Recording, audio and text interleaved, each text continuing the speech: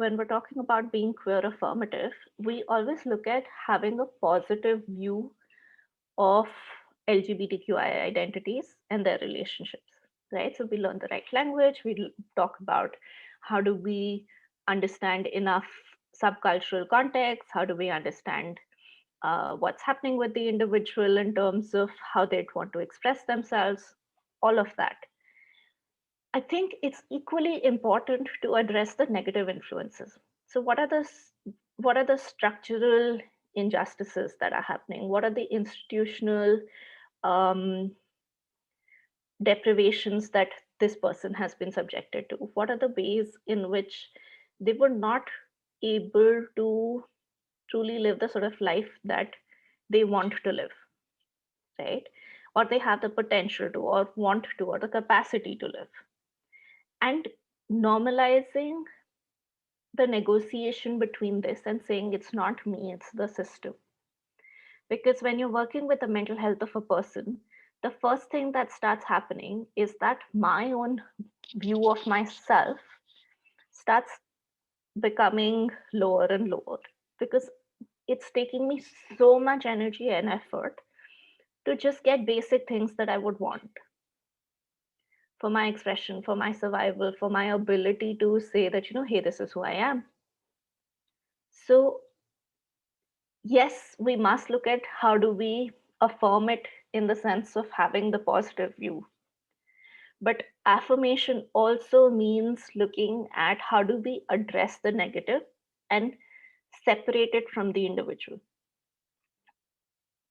Because that's not a language and that's not a concept that's taught enough to us. And that's where these seven come into play. Because that's where you'll be able to say, hey, it's completely okay for your first relationship to be at 45. Or it's okay that you are now thinking who really excites you, or what do you want to do. If I, as a queer individual, was struggling with figuring out how to come out, I obviously did not form the same I did not have the same social experiences that everybody else did. Maybe I'm not as great at flirting, something as basic as that, because I didn't have the opportunity to flirt with enough people. That doesn't mean there's something wrong with me. It just means I wasn't given enough space to figure out that ability in myself. So it needs to be a sort of like a balance of these two stances as a health service provider, which means that we must look at what do we stand with. So just like we have positive views, what are the ways in which we're addressing negative influences in our own settings?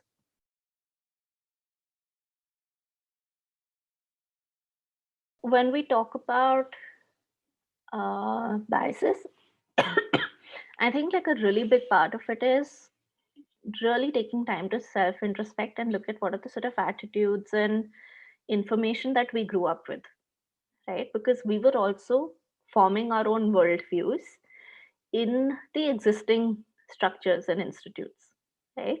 Which we now understand were not the most um, supportive and beneficial to all individuals. So it becomes really important to reflect on that. So, sort of like what I had said, um, for example, DSM until DSM 3 used to consider LGBTQI expressions as pathology. And there were people who were talking about how do we do aversion therapy, which can convert a person from how they're expressing to how they're not expressing themselves. And sure, maybe in some sense, in some towns, in some clinics, now we understand that conversion therapy is not great. But there are still ways in which we are doing that to our clients. When we're, you know, saying things like, how do you know that you're queer? Have you tried being with, so for example, if I identify as lesbian, then have I tried being with a woman to be certain that I'm a lesbian? You know, basic things like that. That's also extremely violent and abusive as a conversation to have with somebody. It reflects not just our bias, but also creates an unsafe space for that person in taking or in having access to services. um, it often leads to misdiagnosis of concerns. So, sort of like what we were talking about in the minority stress model.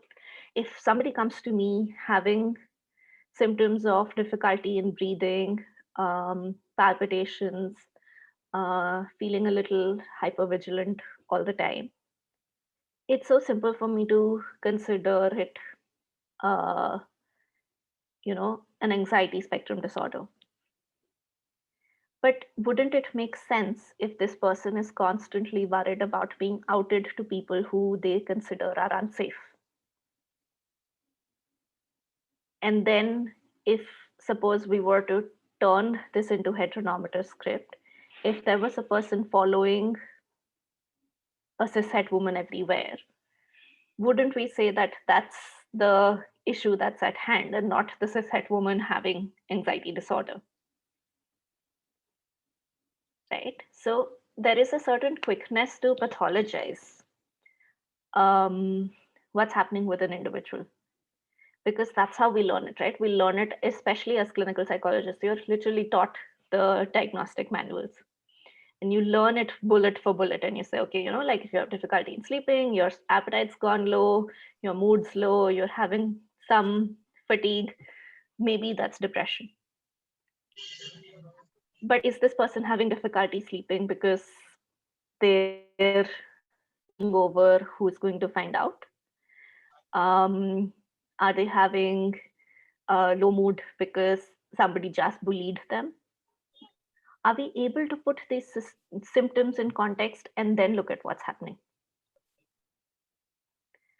And that's some of the places in which mental health professionals become biased, because we're all used to following a system, but a system that doesn't account for different identities. um, a lot of times people say that, I'm queer friendly, it's their choice. It's not a choice, it's who I am. When we say it's your choice, we're still inflicting violence. Or when we say that, oh, okay, maybe because you went through abuse, that's why you're queer.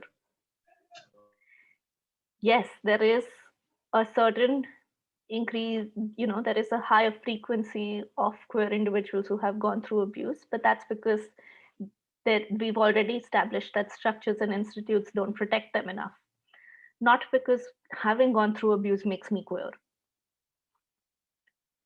Right? So all of these things, imposing heteronormative scripts. Are you the man in the relationship or the woman in the relationship? Or if you identify as bisexual, oh, so you can still marry a man and have a legit life. All of those are ways in which you're, you know, um, pushing your client and being violent with them. You're exposing your own bias, um, especially for a person who's cishet. For example, I identify as cishet. For me to take an expert stance and saying, I know what's happening with you, that's a bias. I've read 5 books or I've read 20 books, but I have very little context of somebody's lived reality. And unless I can be assisting in their health recovery or mental health recovery, it is abusive, it is violent. So when we are not able to check the biases that percolate into our services, we allow space for discrimination and violence in our services. And that's when our services become unsafe. So I'm sure there are a lot more ways in which biases percolate. These were some of the bigger ones that I could think of. Somebody who's gone through trauma, they're going to have emotional dysregulation, right? Neurobiologically, we know that even if a cishet person goes through trauma, they have a certain amount of emotional dysregulation. But when it comes to a queer individual, the percentage of times they're diagnosed with a personality disorder because they have emotional dysregulation is so much higher, because everyone is just perceived as being borderline, right? So we must build context to keep checking our biases. We must take supervision. We must, peer review each other, especially if you don't identify as queer.